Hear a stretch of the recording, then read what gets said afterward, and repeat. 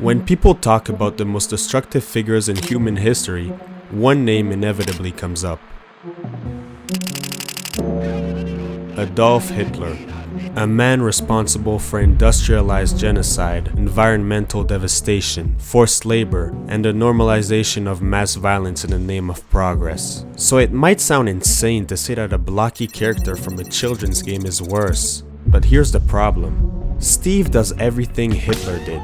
Girl, what the fuck? Without ideology, without hatred, and without resistance, which is actually more concerning. Because Minecraft doesn't just let Steve do these things, it rewards him for it. That's why this video isn't really about Steve, it's about Minecraft. Because Minecraft isn't a sandbox game, it's a historical simulator.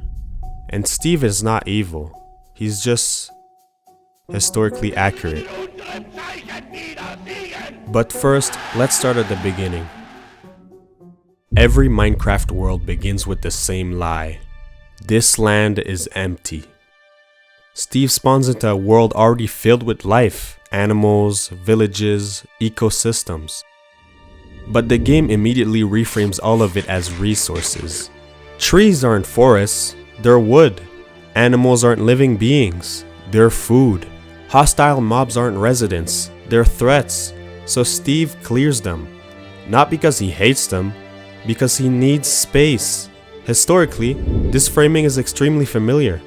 When Europeans arrived in the Americas in the late 15th century, land was described as untouched, wild, and unused. Despite being home to tens of millions of people, the land was not empty, it was made empty. Steve does the same thing, and that's important, because atrocities don't start with violence. They start with reclassification. I got this!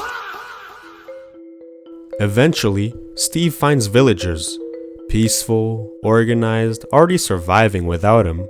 They farm, they trade, they live in functional societies. Start digging in your butt, twin! Shut your bitch! So Steve helps them by locking them indoors, relocating them into one-by-one cells, separating families, breeding them for efficiency. Villagers aren't exterminated, they're optimized. Historically, this is closer to forced labor than genocide. In the Belgian Congo between 1885 and 1908, millions were not immediately killed. They were worked to death extracting rubber for profit.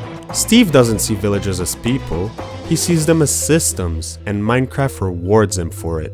Cheaper trades, infinite enchantments, unlimited wealth. This is colonization without open violence, which is often worse because it lasts longer.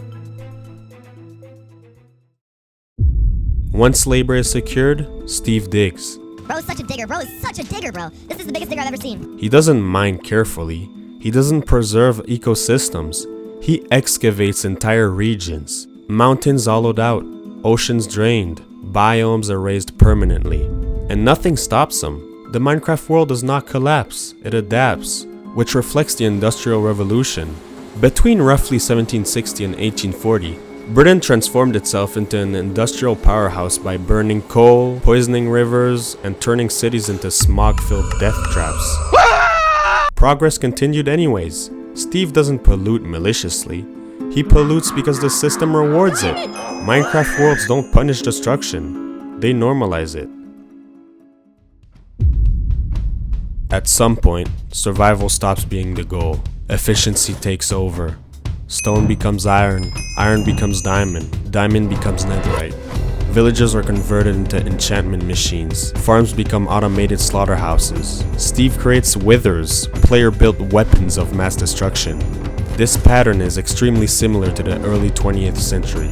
Technological advancements accelerated faster than moral reasoning could keep up.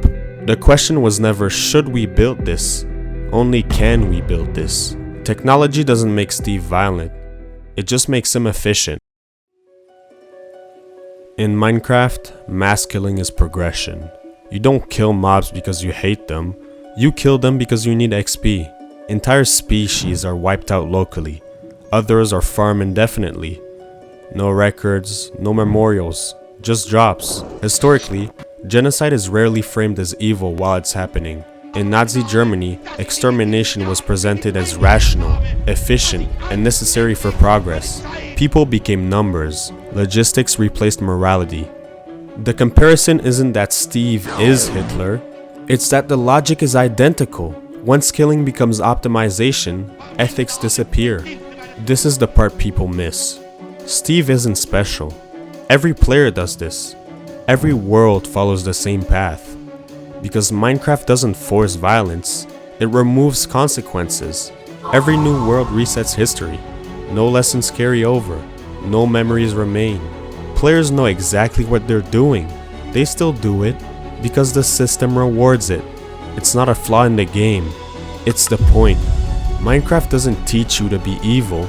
It teaches you what happens when power, progress, and efficiency are rewarded without accountability, which is exactly what history does. Minecraft is not a fantasy game. It's a historical simulator.